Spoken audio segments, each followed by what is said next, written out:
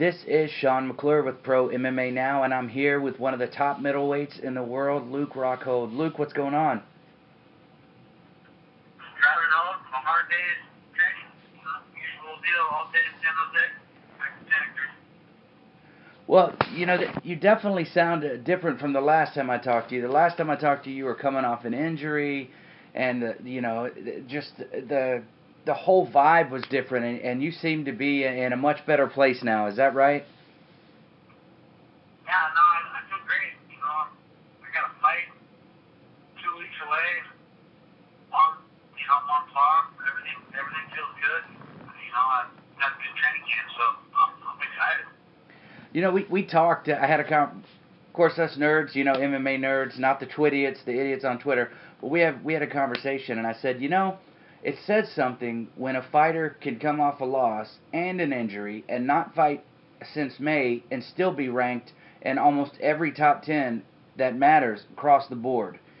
I mean, Luke, do you ever just stop and think about that? Like everything, I mean, I know you've got a lot ahead of you, but I mean, in general, I mean, your accomplishments just with such a young fight career are pretty amazing. Do you ever stop and admire that, man? It's cool to see my name up there, but, you know, I'm not happy, you know, with being up there. I want to be on top. I won't be happy until I am. You know, I don't play second fiddle with nobody, and Minnesota is the best in the world, and that's what I'm here for. You know, they said that this fight with Philippou, they said that, the people that I know that are in the business said that a win over him will definitely put you, you know, 1 or 2 fights away from being back at a title shot again. And with Anderson, you know, getting injured, I've seen sort of an ignition in the middleweight division because the guy that sat at the top for so long is going to be out for a long time. And all the younger guys and all the hungry guys, there's a different path to the title now. And do you feel the same way? I mean, now that Silva's out for a while, it's a whole different scenery, I think. I mean, I don't think it's changed too much. Wyman was the champion before. I expected him to win. Obviously not the way it went down, but I mean, there's so much good talent in the middleweight division. I mean, Machida coming back, Sassi coming back, John Gray has proved himself, Kennedy's finally getting accepted as a top middleweight. Right. You know, he's been there for a long time. You know, I think he's still beating a lot of guys higher than him right now, but you know, I think that obviously is a big deal with keeping where I am. You know, John Gray and Kennedy are making waves, and you know, I beat those guys in strike force. You know, and I lost. It's not like I got beat up by a belt, but I got caught. You know, it doesn't you know, prove too much, and you know, a couple wins, you know, will show like, you know, exactly who I am and what I'm doing here. So that's what I plan on doing. You know, the cool thing is, when I talked to you last time, you know, coming off the injury, there was a lot of uncertainty about when you might be able to get in there, and it wasn't maybe a week or 2 later that this fight got scheduled. I'm hoping that Dana listened to my interview and heard what you said, because that was a quick turnaround. Did that call come out of the blue, or did you call them? Were you expecting the call? You know, I turned on that fight. We had to interview a little after my injury, but since the injury, it was, you know, I think we scheduled the fight, probably committed it, maybe like at least 8 weeks from the injury, you know, and you know, I was feeling pretty good at that time. I don't think it was 100%, but I feel real good now, and you know, I'm ready. I mean, I wanted. They said it was a 4 to 6 week recovery.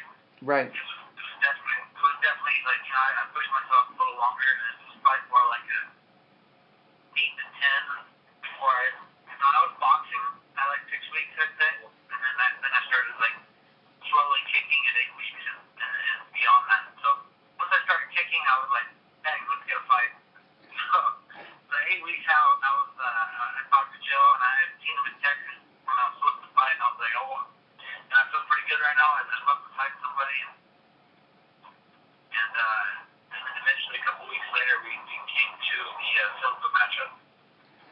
Do your teammates keep you honest? Like it, for example, I think you were riding in the car with Gray Maynard last time we talked. Your friends, teammates, if you were at the gym and you were obviously, maybe you saw one of your teammates was injured, but he was, hands down, I can fight, I can do this. Do you say, hey, bro, wait a minute, you're not 100%, or you just let him, or do you let him go? I mean, that's a scenario. It's because Luke, imagine me trying to tell you you're not ready to fight. That wouldn't. Yeah, no, it's a touchy situation. It depends on the guy, who it is, and what the injury is, and your relationship with him. Right. But I mean, certain people are definitely more likely to pull out. It depends on the matchup too. It's like what is the injury, what is the fight, but a lot of times going into fights injured is not the smartest move. I mean, it's not. Like, you don't go to fight injured, you lose. And people aren't going to look back on that and go, oh, he had a, partially torn knee or some bullshit. It's, you lose, and you don't get rewarded for losing this game. It's a rarity if you do. You have to you have to pretty much go in there and take a couple of years off your life and have a fucking all a lifetime to get a credit for a loss. And that's really tough. I don't know if that's worth it.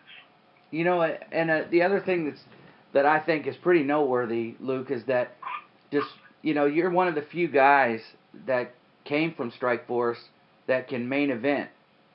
You're main eventing the card in Atlanta, unless they've changed it. I mean, it just amazes me that is.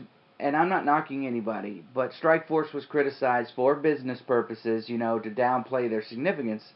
But look at Tim Kennedy. Look at you. Look at all the guys that came over from Strikeforce and the impact that they made. Did it shock you that you were going to be the main event? Did you expect to be co or something, or were you? Was this something you knew was going to happen? I definitely thought I was going to be more of a co-main event. But, given the fight night, I knew there was maybe a possibility. Obviously I was the champion there. Against Philippu, it's kind of weird, because Philippu's, I don't know, I don't really, he's had some pretty big fights, but he hasn't, I don't think he's put himself into any kind of main event status, especially coming off a loss, so,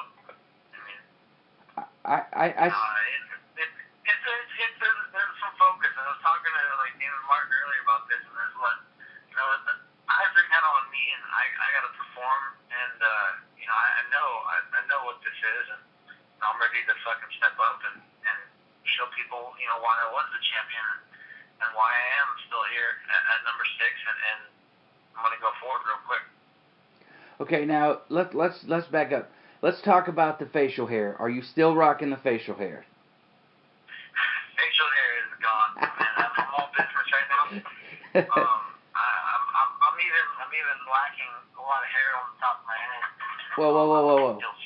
No, Luke, we can't have that, because the one thing that my daughter said is that you have the perfect hair. In every picture, even in a fight, it's laying perfect on top of your head.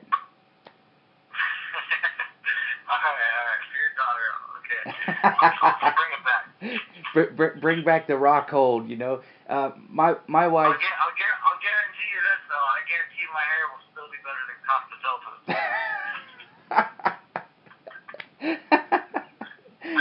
As a matter of fact, the thing I'm worried about the most, I think quickly that you hear me? Yeah, I can. Yeah, that's a lot better. Yeah. I think Costa purposely shaves his hair, just fix that thing clean as a whistle, so he can get the glare off the light and bounce back into your eyes. I think it's a tactic he's been using, and I'm well aware. I might go in there with my little freaking what's it called? What's the baseball players call it stuff? Oh yeah. Right under their eyes. Yeah, a little smudge underneath my eye, just take the glare off, so I can see where you're at. You know, Luke, and you're a tall guy too, so I mean, it's like right there. You can't help but it's like a watch with the sun and the watch. You know, while you're driving. Exactly. I mean, I see him. He's trying to find the right angle, get that light, get that glare on. You know, so I've been studying him pretty well. Well, let me ask you a question about him. He's an interesting cat when it comes to styles. I mean, he's not the specific, technical guy where he's all, technique. He's not, like Frankie Edgar. I don't want to say unorthodox, but he's odd sort in the way that he moves and he fights. It's aggressive, but I don't really know. And you are like like I said, a freight train, man. You go in there and you stand in the pocket and you're not afraid to trade. Do you think that you think he'll do that? You think he's going to be willing to stand in there with a striker and just swing away? I mean, he's a good striker himself. He's he's an ex-professional boxer. Right. Guy's got good hands. Guy's got good hands. He's got good power. So I don't think he'll be too shy, but he definitely likes to pick his spots. So I mean, I do too. I mean, I don't think he'll see me stand in the pocket too much. And if it's not until later on in the fight, I'm gonna pick my shots, play the outside game, and I mean, I'm a fighter. And if I have to, I'll go into that high butt. But I plan on working the butt from the outside and trying to put them away early. For people who are listening to this interview, I think they need to know that you have gold medals in jiu-jitsu competitions. Am I right? Yeah, I've won a couple of the blue belt, purple belt championships. Yeah, see that, and that's what I think people need to remember is, Luke Rockhold. You rarely see him taking people down, or let me rephrase that, playing a Fabricio Verdum, or Vinny Magalhaes jiu-jitsu sparring match. But I think that if it came down to it, I would imagine that a lot of people's jaws would be on the ground if you started, taking it to the ground and rolling with people. I think people forget that you have a ground game. Do you feel the same way? Yeah, I mean, people definitely neglect the fact that I'm a black belt in jiu-jitsu, and I feel like I'm one of the best guys in the division. To tell you the truth, I constantly roll with some of the best guys in the world. And we got Marcus Buchecha coming up to roll with us, and and a lot of his top guys from Checkmat and all our guys. So, you hear me? Sorry. Yeah. No, I can hear you just fine. I agree, and I was wondering if. Yeah, no, I mean I'm as good as anybody in the division jiu-jitsu wise. I come with a lot of different styles, different. I'm a real funky dude. A lot of people don't know how to deal with me on the ground. I'm telling you, I come from different angles to get out. So hey, I'm gonna put one order in real quick. I get these two fillets right here. Those two, and then let me just get that small one too. Yeah. Okay, back on it. Hey, I was disappointed, man. I was hoping to hear, could I get a double cheeseburger with extra large fries and a large sweet tea? But you said, give me the little filet. Give me the little one. I don't know how you do it, man. It was my steak night tonight. Thursday's my steak night. Filet mignon is like my one steak I always do. So I do it right. Okay, well, I just want to share with Pro MMA Now listeners that you just got to hear Luke Rockhold order his dinner. So that's that. Thanks. Actually, I ordered from the butcher's. I'm cooking my steaks. I'm fairly good on the kitchen. I'm not gonna lie. I can hold it down. Okay, so here's the deal. When you come to Atlanta, I'm a mere 4.5, 5 hours away if I speed. I'm gonna come down after you win your fight, and I want Luke Rockhold to cook dinner. Is that gonna happen? I lost that last part. Yeah, I said, is Luke Rock? If I come down, is Luke Rockhold gonna cook us dinner? Gonna what is it? Sorry. If I come down after the fight and you win, are you gonna cook us dinner if we come down and hang out? That's the thing.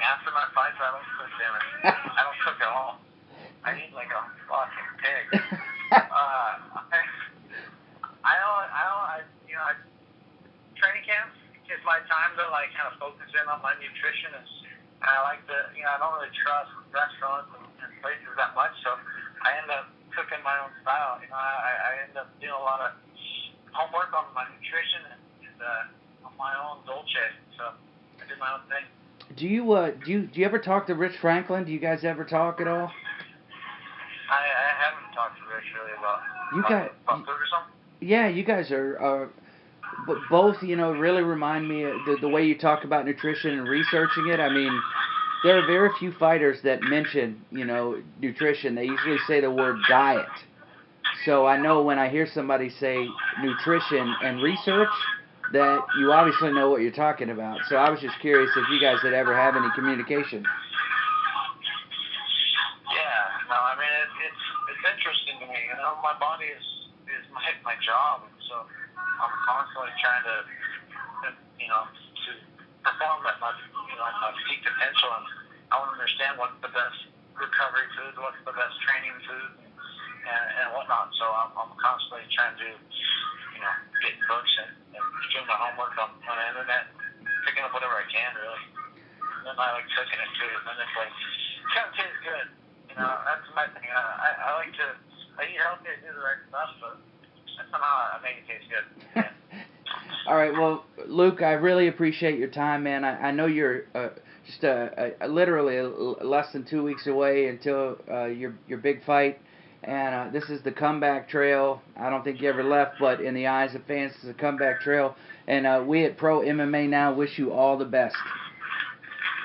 Thank you, guys. Appreciate it, Tom. All right, Luke, you have a good night, okay? Okay, I'll see you out there. All right, bye.